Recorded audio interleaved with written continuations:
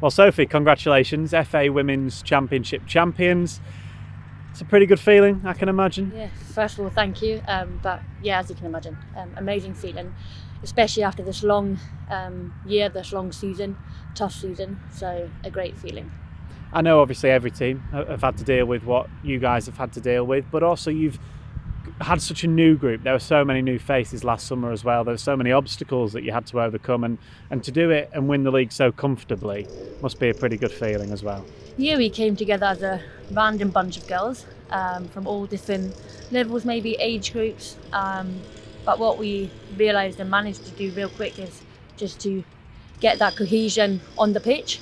Obviously it took us some time to gel, but from the get-go we were together on that pitch working towards that goal. How have you found the season on a personal level yourself? How do you think your game has come on?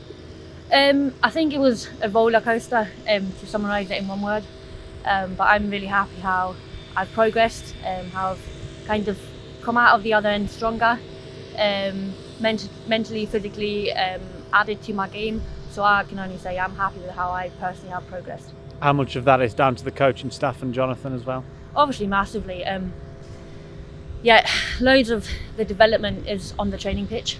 You obviously have to apply it on game day, but the day-to-day work is massive in your development. And I think it's also the girls around you that push you to become better, and you yourself wanting to be better every day. Have you got any standout moments, do you think, from this season? There are a lot to choose from. I think there were a lot of high moments. Is there any one in particular that stands out? I think for me, the game against Durham, because we knew what massive game that was.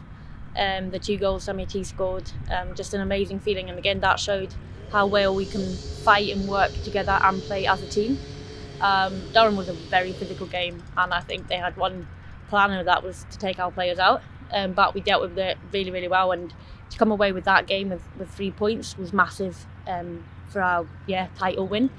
And then the second one was obviously at the King Power. You can't forget that amazing feeling to not only lift the trophy at the end, but also to play at the King Power. I think it's kind of a dream come true for any Leicester player.